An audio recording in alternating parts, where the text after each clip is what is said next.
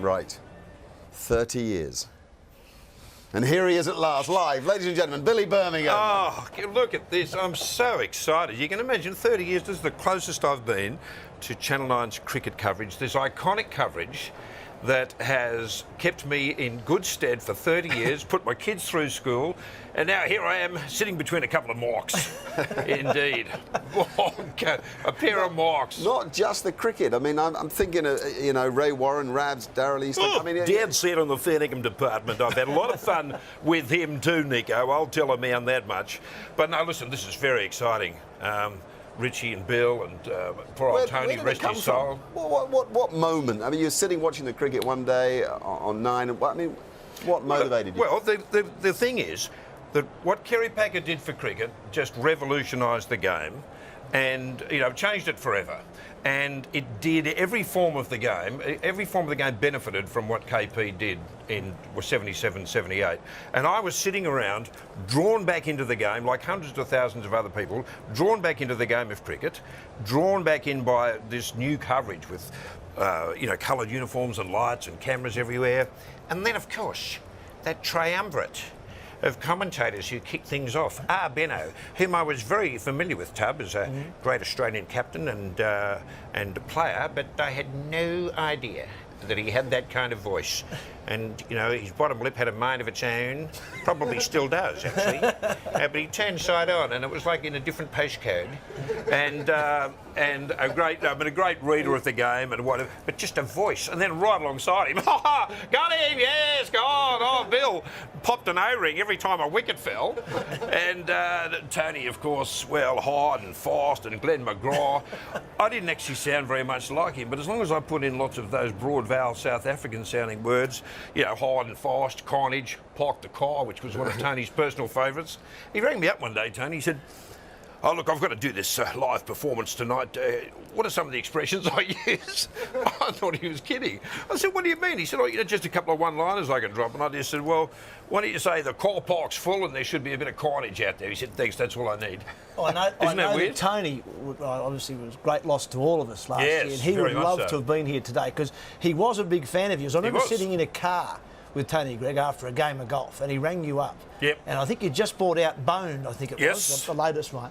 and he said, "Billy, we've got to get a copy of that." Yeah. And you sent a couple over to Perth, and Greggy and I and all of us grabbed one of those ghetto blasts. The ghetto blast, and went out the back. And we're like a lot of little kids standing around listening to your Bones CD, chuckling away like a couple of 10-year-olds. Mate, Bill and Tony used to love it when a 12th man record came out.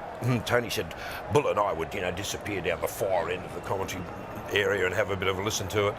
And no, Tony was a big 12th man fan. He got me to do a couple of shows with him, and that was great, standing next to this imposing presence. I mean, 8'10" or whatever he was. But to be standing next to him, doing the hard and fast Glenn McGraw, mastered the art of fast bowling and whatever, it was fun. There is no way that we'll get back on to meet you. Oh my God, is that what's... Yeah, that's what we've got. Hail, right Richie. Here. Hail the great man. Hail. Amir Hail. I tell you what, I was going to ask you about those Pakistan names, which were gold for you in those days. They were, and I'm thrilled to say that the Pakistani, Indian and Sri Lankan guys all love them. I remember way back in 1984, Nico, Jeff Lawson said, "Gee, look at that, man, it's coming down, isn't it?" Jeff Lawson said to me that he would walk past the Pakistan, Indian and Sri Lankan dressing rooms and hear 12th man blasting out of there. Yeah. So I was thrilled that they liked it too. I think they just loved the fact that I was taking the mickey out of their mates, and indeed taking the mickey out of you guys who commentate on their poor play or their good play or whatever. Was it all you? Like Sunil Havaskar? Yes, cutting his arm in half. Sleazy wine bars. Yes. Half his hand missing. Half his hand. Well, that was a funny one because his name was Azim Hafiz, and he did actually have 3 fingers missing. So when he bowled, he put his front arm up, and he's almost making the devil horns, And I called him Hafiz hand missing. And I had a lot of fun with the Indian, Pakistani and Sri Lankan names. Good fun. You've got before I forget, you've got a new album out, which is what is it, best of? Yes, it's a best of. It's a biggest hits, and I've been led by the fans here. The fans over the years have asked me if I'm ever thinking of doing a greatest hits album, and I was going to call it 12th man's biggest hits. But then the willy-nilly incident happened where I created that farcical scene on one of my records back in 1990 of a player throwing a sloppy high five and getting his teammate right in the eye. And sure enough, life imitated art in the last couple of weeks when Brad Haddon copped an eyeful from Faulkner. And Warney was in the comm box and he said, oh no, he's thrown one of those willy-nilly high fives. So I thought, what a great name for the record, willy-nilly, because that's what it is. It's 33 chunks of 12th man coming at you willy-nilly, and it's a different kind of listen, Mark. And will we get something new from you in time? Yes, there's a couple of bonus tracks on there that you wouldn't have heard. I had a bit of fun back in the days of Willie and Dilly and Gladstone Small. Yeah. In fact, on this record, Gladstone Small had an operation called a givenectomy. But it obviously didn't work, but it hasn't affected and his there was form. a bit of commentary in England, wasn't there, in a test match, England and West Indies, the bowlers holding the batsman's willy. Do you remember that one? That's a bit too rude for our well, audience. It's Sunday afternoon. I can get away with that, but you can't. That was a very famous bit of commentary. Yeah. So you're not planning a new album per se? It's just... Look, it just depends. If any of you guys get, I don't know, voice. a stutter or a lisp or something, if you can work on something. Well, I couldn't do. I did use a bit of Austin Powers on Burn because I'm not very good at the English accents. Because what is an English accent? You go 100 yards up the road in England, it's a completely different accent. Listen to that thunder. I've got my chewy too, mate. Oh, you got your chewy? Yeah. I could not. Tubby Taylor, in the slips. I couldn't. Every time I record you, Tubby, go on. Every time, Tubby Taylor, he talks in short, sharp grabs. Everything's sort of all phrases and words all clumped together. And every time I record him, I had chewing gum in my mouth. It's the only way I can do it. And look, I think, can I do this one here? And we'll come back here to the cricket in just a few moments.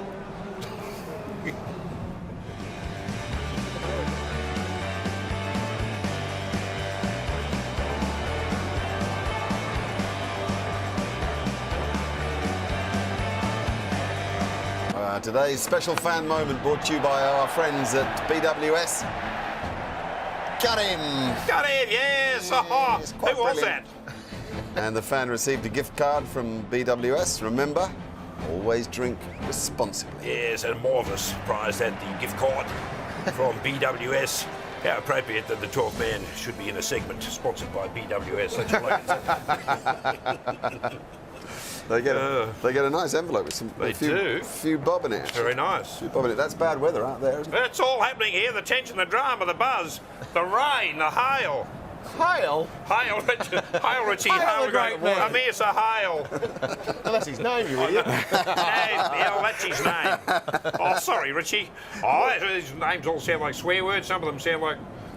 You do a mean Greggy yourself. I don't mind. Well, here we go. Yes, well, that's it. Tuesday. The thing is that what Warney's picked up on is what they call the cadence, which is the melody. You know, Tony would say, had he smashed that one right off the meat of the bat, it's going very hard and fast, they can't cut it off, and into the fence it goes. It was that kind of melody of da-da-da-da-da-da-da-da-da-da.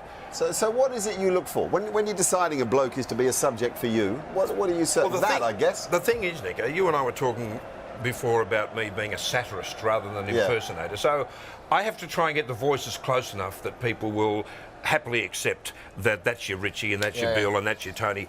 I don't want them holding up scorecards on my accuracy of impersonation. So the voices have got to be good enough for people to accept them, but really I just want them to go with the flow of the stupid story I'm creating. And haven't I created some stupid ones? Sensational, mate. It's been absolutely fantastic. Warney. Shut up, Bullet, the bird gets it. That might be right. So, how many of the guys, you said you've met Greggy, have you met Bill and Chappelli and Rich as well? Richie, I've got some lovely letters from Richie from the early days on the embossed Benaud and Associates letterhead. Dear Billy, many thanks for sending me the LP. That's how far back we go. The LP. I've been listening to it in the flat all weekend, and some marvellous sequences and some brilliant production. On the negative side, too much swearing for the sake of it, and a couple of voices still not right. He reckons I couldn't get my Chappelli voice right or something. But, generally, Richie, I met him at the World Cup in '99, and I'd never met him personally in 16 years. And I was standing in this little ante-room about to do an interview with Jonathan Agnew. In England? Yes, Jonathan Agnew from the BBC. And I was a bit nervous, and I just heard this, "Hey, yeah, All right, well, listen, I should be home about 7. Okay, I look forward to seeing you then. I thought, that's Richie. Either that or someone doing me. And I looked up and there he was, and I'd never seen him from the waist down. For 16 years, all I'd seen of Richie was from the waist up, you know, sitting here, welcome back to the MCG or wherever he was. So I thought, I'm going to have to do this. God, he's put the kids through school. I better say good day. So I jumped up and I said, Richie, some things you can't put off forever, mate. Billy Birmingham, how are you? And he went, Billy, what a strange place to be seeing you. And then he was kind of moonwalking away from me while we were talking. He had hold of my hand, but we were kind of on the move while he was talking. But so there was no awkward little man hug? No, there was little... No, there was no man hug? What about a high five? They've sold well in England, you know. They've sold well. Yes, I've got a very big, mainly cult following over there. When I did my little tour in the UK, every man and his dog pulled out a little TDK cassette with handwritten 12 Man on it. So the one thing I should have taken on my trip was an invoice book, it would appear, mate. What about, what was your favourite, who was your favourite? You know, who did you really get into when you sat there and... I loved Richie because he was the first one, front and centre, back in the early days of World Series cricket.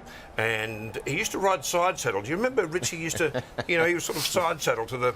I wasn't too sure why that was.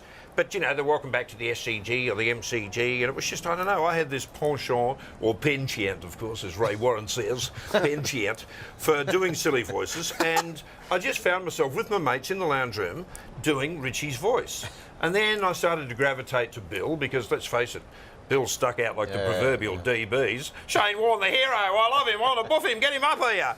Did you ever giggle, like doing something and say, I have to do that again? Yeah. No, listen, I had good fun.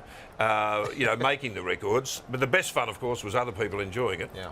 Well, we all loved them. We used to play them in the change rooms. We used to sit there and have a beer at the end of the day's play and listen to Billy's 12th Man and just absolutely giggle. We used to have we had to have 12-man parties. We cricket lovers in, like, and a group of us would get together with a few beers and something to eat, and on would go the tapes. Everybody could do that. We got lucky. Here, look at this. Sunshine. Blue sky. Look at this. Oh, that's fabulous. The plan was to take Billy out to the middle. We were going to walk from here out to the middle with Warnie and do a pitch report. How long are you up here for the test match? Yeah, I'm up here for tomorrow. I'm doing some promo around Brisbane tomorrow. So, but listen, wouldn't that have been great? Nico just said to me, if it hadn't rained, we were going to go out to the centre. I was going to get the keys, nice and flat, not much gloss on it. Let me see with the keys in here, and I was going to get track cam happening, you know, with Joe the Cameraman. We've got weather wall back, you know. Do you remember the weather wall? I read that the other day that in memory of 12 months of Tony passing, you guys were going to bring back the weather wall with the famous player comfort meter. The player comfort meter, which I always thought was such a ridiculous idea. I mean, how could a short little fat guy like David Boone be as comfortable as a tall, lean fellow like Craig McDermott? Don't rationalise it now. You've left it late to start making sense of everything. Oh, I know, but I mean, I've tried to keep up with Channel 9's ever-changing technology, so I had the scrotometer. The scrotometer was... Here it is. Let's have a listen. I think we can hear Greggy at work, can we? Yes, I think we say, you see there, your humidity is at... The wind is coming out of the southeast. Just a little gentle breeze there, up to about 9. Yes. The forecast maximum, a pretty hot 28, currently 22. 22, and the how players appropriate. climbing quite quickly there on 35. So the West End's going to back. The cracks are opening up. Love him. Love him, mate. I miss him a lot. He really got the 12th man gag right from the start. You know, he used to say, I just can't work out how we can't get any money out of the bastard. You know, where's my royalties? He used to say. And but he really got the gag. He just said that I think what the 12th man success, Tony reckoned, had elevated the status of not only the coverage but also the individual commentators, gave them a cult following. I think there's a demand, isn't there? There's a demand for a new 12th man, for Billy to come out and do a new 12th man on the current crop of commentators. Everyone, there's a demand for it. I guess each voice needs more inflection. I mean, you need each voice to be very different. Yes, and when Tony, Bill, and Richie kicked off that, you know, the wide world of sports coverage of cricket back in the late 70s, you couldn't have wished for three better voices. Yeah. And Smashing Baby. And Smashing Baby, I know. Slats calls him Smashing now. That's his nickname, Smashing Baby. It's a bit of a sensitive subject, that. It's just it's not just cricket. We touched on this at the beginning. You know, the whole wide world of sports team has encouraged you, let's say. We mentioned Rabs, but one of my favourites, and I worked with him a few years back, Darryl Eastlake, Kenny Callender. Here we go, the huge man. Well, Kenny Callender was just sensational. Every horse on an Essie's name. Silver Sovereign. Silver Sovereign was one of those horses on my records. And there's a trainer in Sydney, I think, and he's got a 2-year-old in practice called Silver Sovereign. So keep an eye out for that. Mick Price, his name is. Mick Price. He sent me a message a couple of weeks ago saying he's got a 2-year-old in training called Silver Sovereign. Okay. So keep an eye out for that. Rabs Warren's become one of people's favourites. Rabs dead set in the fair income department. Oh, trudging tackle. He's one of those ones where I'm noticing how many people are yelling out Rabisms across the road at me these days. I used to love Darryl Eastlake though. Here we go. Oh, here we go. This Here he comes on the... Oh! A chance for me to get my voice right up to the top. Oh, and I can come back down to a normal level. Oh, sensational stuff, Jack. We're talking about, we're talking with Billy. He's got a new album out, Willy Nilly. Do you write all your own stuff? Yes, I do. Got some notes here. And look, Channel 9's history is my history. There it is. I should ask for a commission here. Yeah, here we go. You're the one who did it, Warnie. I'm watching this game, and Warnie's carrying on about he's thrown one of those willy-nilly high fives. And of course, that whole incident on my record was. Pakistani guy threw a high five and got his teammate right in the eye, and Bill's going, oh, well, this is just ridiculous play by Pakistan. They lack the experience to do them properly, the high fives. They're going to go around throwing them willy-nilly. Well, accidents like this are bound to happen. And then Wardy comes in and says, oh, he's thrown one of those willy-nilly high fives. And I was just putting the finishing touches to the record, and I thought, there's a good name for a greatest hits. It's a beauty. Willy-nilly. Where is Bill? How come is he crook or is he okay or what's happening? Bill's taking a bit of time off and he's going to be with us for the Christmas test in Melbourne. He's hanging out a lot with Joycey, his wife. He hasn't been 100%, so he's spending time with her. But he's not done. He's not done. That's good. And he'll be in Melbourne, will he? Yeah, absolutely. It'll all be happening. The tension, the drama, the crowd, the buzz, the atmosphere. Melbourne, Victoria. All right, mate. We'll just take a very good. No, we're not going to. I'll tell you what we're going to do. Have a short break. When we come back, Heels is going to go out and tell us how conditions are. Oh, goody.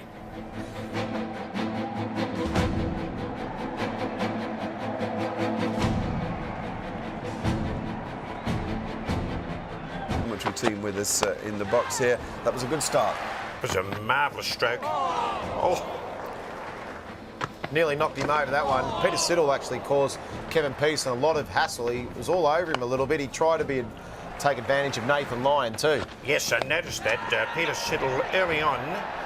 And look, a marvellous catch there. And it was the 12th man. It was indeed the 12th man, the substitute out there, one of our favourite players. But no, Peter Siddle's been all over the England batsman like spots on grandma all day and really bowling superbly. Ian Bell, the Shermanator, he looked pretty good for a while. But he used his feet to the part-time leg spinner Steve Smith pretty well, actually. But Steve Smith couldn't knock him over, but he couldn't stay there long enough. Cook played well, didn't he? Even the short stuff, that was super aggressive. Yeah. Well, he played it really well. Yeah, so a very aggressive start by Cook and not able to go on with the whole thing of fun. Oh, Wardy! The hero, get him up here. Wait a minute then, here's your moment, right? Got him! Yes! Oh, the thick outside edge. Tell your story walking, pal. Australia right on top here. I love them all. I want to boof them. Get them up here. Ooh, just missing. Superstar. It's day 4. Superstar. Root, not out. That's how we like them. He's been a boring route so far. Yes, he has. And his apparently his sisters Anita and Wanda play, and they're pretty good. Okay, now have a quick look at the bowlers. Yeah. There we go. Ryan Harris, a wicket for him, 2 for Mitchell Johnson, 1 there for Peter Siddle. The Australians have bowled very well. Rich, over to you. Yeah, well, I think there's one thing wrong at the moment, and that is that there's no super shopper. But the good news is that we've got Slats and Heels out there in the centre for a weather update.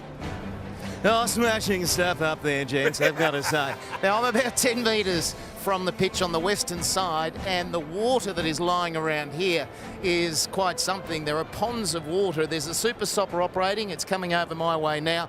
But, well, the Julius Marlows here are getting a little bit wet because there's a good 2 millimetres of water just lying there. No problem about drainage at the Gabba. It is outstanding. It's been relayed. But at the moment, the problem is these ponds of water that are scattered for about 5 metres around.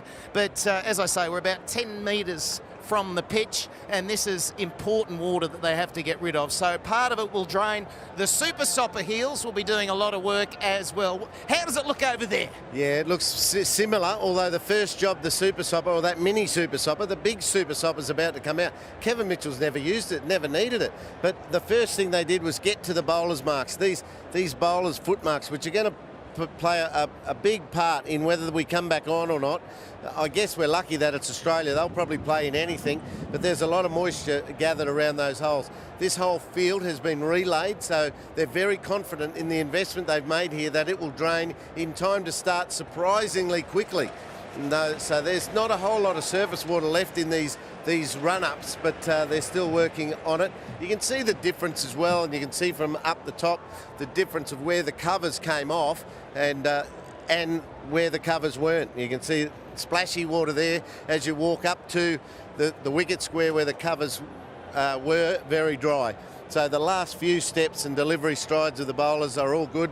About 15 mils. Or 15 to 20 mils we think was dumped on the Gabba, and that's a similar amount to last night. So twice in one day this Gabba has been able to cope, or has needed to cope, with that much rain in short, sharp outbursts. So all good out here. Very hot again. It's got a bite into it. The humidity's going to be back. We'll take a break. Just enjoying some support. Puts himself right in the firing line down a fine leg. I love you, Brisbane. And the crowd are loving it too. You look at all the smiles in the background there. They're enjoying it, as you do here. Sign your bat. Like just want it. He doesn't want the autograph. The KP might have been going for his beer. That's what he might have been doing.